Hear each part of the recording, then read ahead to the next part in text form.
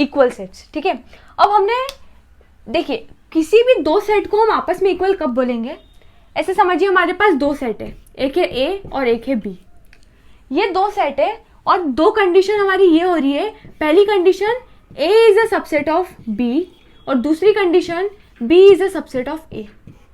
अगर ये दोनों कंडीशन फुलफिल हो रही है, ठीक है, जब ए बी का सबसेट हो और बी ए का सबसेट हो, तो हम बोल सकते हैं इट इम्प्लाइज कि A is equal to B. Double implies, actually अगर ए और बी आपस में इक्वल है ये तभी पॉसिबल है इफ एंड ओनली इफ ये कंडीशन फुलफिल हो रही हो, ठीक है। अगर ये ए और बी आपस में इक्वल है मतलब ये वाली कंडीशन फुलफिल होना कंपलसरी है, ठीक है। ऐसे समझिए, इसको हम डेफिनेशन से समझते हैं।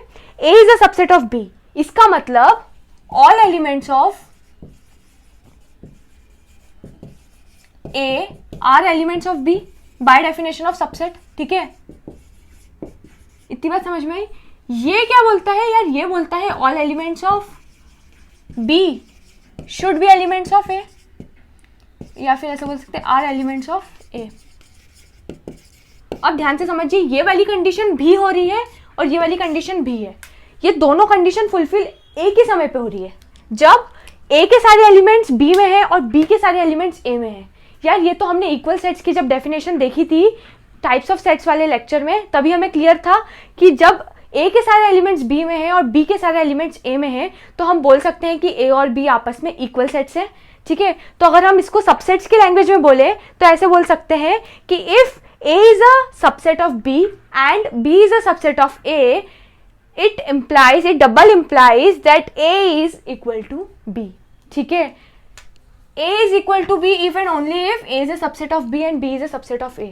तो ऐसे समझिए, अगर आपको कोई भी क्वेश्चन आता है और आपको प्रूफ करने का बोलता है कि आप प्रूफ कीजिए कि ये सेट और ये सेट आपस में इक्वल है, तो प्रूफ करने के लिए आपको सिर्फ ये कंडीशन फुलफिल करवानी है। आपको ये प्रूफ करना है कि A is a subset of B और B is a subset of A।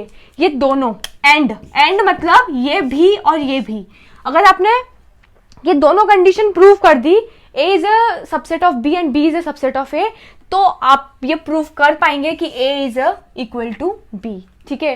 तो ऐसे सारे क्वेश्चंस में जिन्हें आपको प्रूफ करने का बोले कि प्रूफ कीजिए या जस्टिफिकेशन दीजिए कि A is a set of A is equal set to B और A and B are equal sets, तो आपको सिर्फ ये कंडीशन बतानी है, ठीक है। आई होप ये आपको क्लियर है, ठीक है। तो इक्वल सेट्स आपको समझ में आ चुका होगा